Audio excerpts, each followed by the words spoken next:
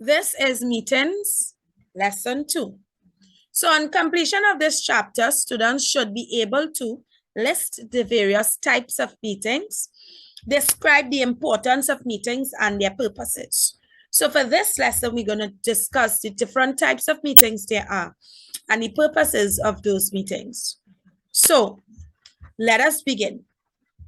So there are various types of meetings. We're going to talk about the two main types of meetings, which is formal. So under formal meetings, we have several meetings. And then under informal meetings, we also have several meetings. So let's start with formal. A formal meeting is one which is convened according to regulations. A formal written notice must be sent to inform persons who have to attend of the place, date, and time of the meeting, and conducted according to the committee procedures or standing orders. There's that word again. Do you remember what standing orders are? All right, so take a moment, see if you can remember. Meetings must be prepared of the proceedings. Minutes must be prepared of the proceedings of the meeting as a record of what took place. So for proof. So you need proof that something happens, and there we go. Minutes provides that proof. So we have the first formal type of meeting, and we call it ordinary general meeting. It's a meeting held at regular intervals whenever needed. So you have this is a planned meeting that happens every month, every 2 months, regular, according to the regulations of the organization, so that the committee, may report to members on the activity. So keep members apprised of what's happening. Extraordinary general meeting. Now, an ordinary general meeting happens at intervals. Extraordinary general meetings would happen whenever there's a need. So it's held when the need arises to discuss with members any special business. So any special things that are happening, there we go. We need an extraordinary general meeting. Any emergency. 14 days notice must be given to members, informing them of the place, date, and time of the meeting, and of any resolutions, there's that word, and also stating clearly the nature of business to be discussed. Committee meeting. Committee meeting is held periodically according to the regulations of the organization, so that the committee members appointed or elected may discuss specific business for the organization and give advice or make recommendations to management. Board meeting. So board meeting is a meeting held when the need arises, so that members of the board of directors may discuss any business of the organization.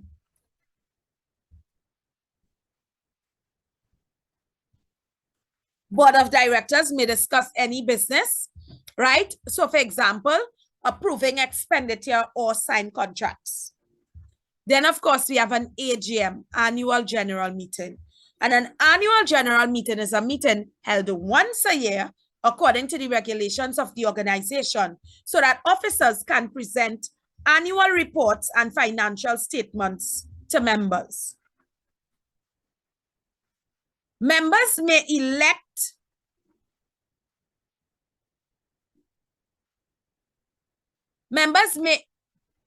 elect or re-elect officers, right?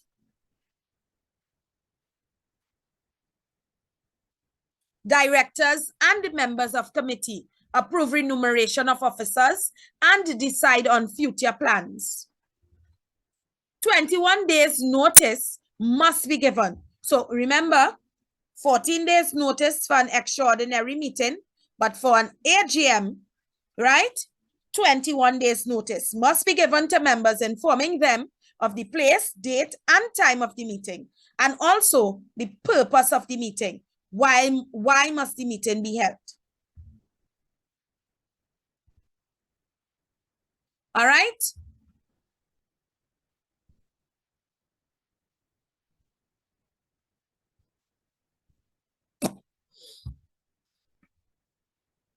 Statutory meetings. So a statutory meeting is the first meeting of the company held according to law. So before any other meetings are held, a statutory meeting must be held. And in this meeting, it's by law, right? No sooner than 1 month or longer than 3 months after a company is entitled to start business, so as to inform shareholders about the position and prospects of the company. All right? Then we also have meeting of creditors. Is a meeting held whenever a debtor becomes insolvent, so that his or her creditors may discuss what action to take to recover their money.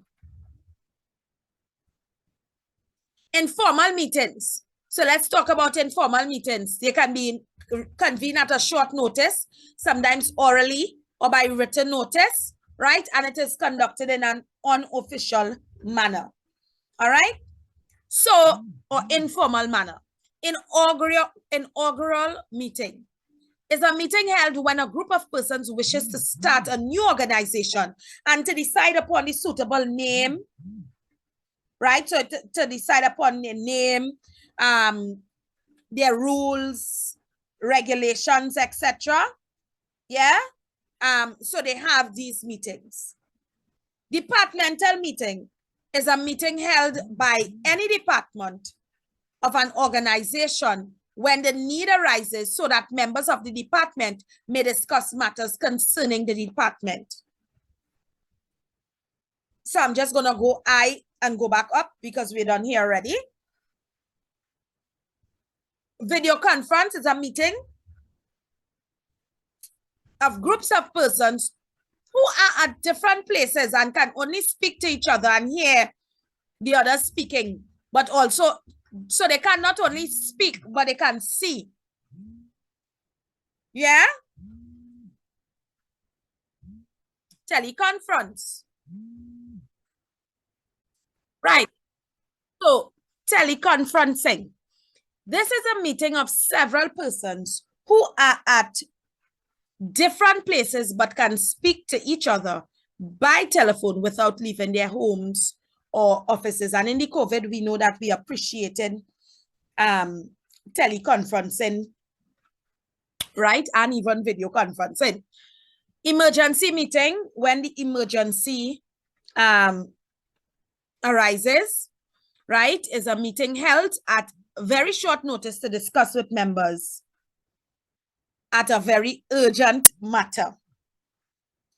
Staff meeting is a meeting held by management, principal, right, when the need arises to discuss with members of staff matters concerning the organization and or its members. Working party meeting is a meeting held when the need arises so that members of the party may investigate a matter and discuss new strategies for future action.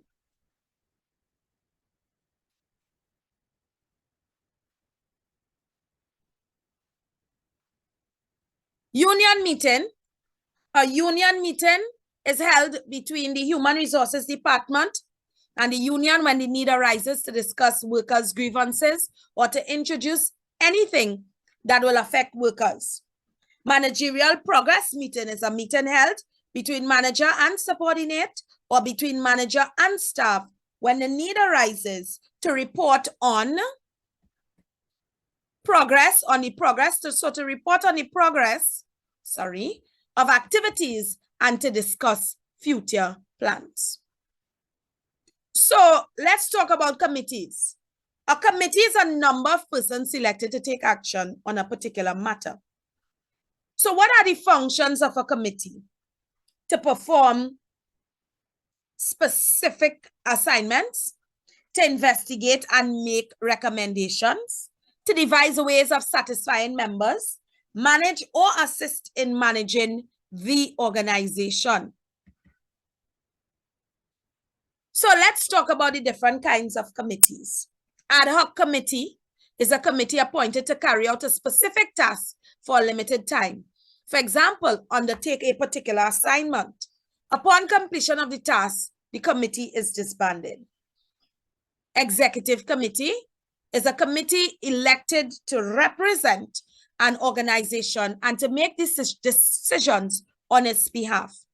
Advisory committee is a committee appointed to investigate certain matters. It can divide itself into subcommittees that will deal with different aspects of the matter to be investigated.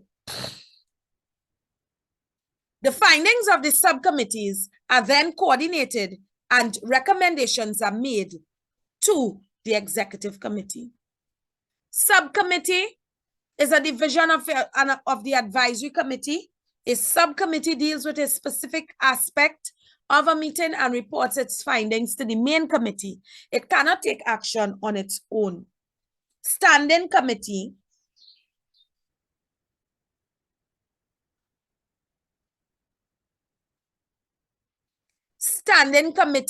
is a committee appointed to deal with certain permanent matters which arise regularly and to report its findings to the executive committee. It can take action on its own within the authority vested in it. Joint Consultative Committee is a committee which acts as an intermediary between workers and management and assists in informing workers of management's decisions and policies.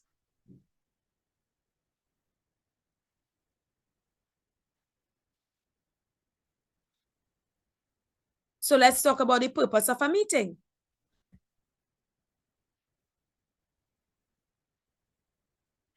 To discuss matters concerning members and their organization, to exchange information and views for planning, to consult with members before arriving at a decision, to plan and reach agreement on actions to be taken, to instruct or brief members on a situation, make progress reports on any action which was previously decided on, report faults, weaknesses, problems, and matters affecting members,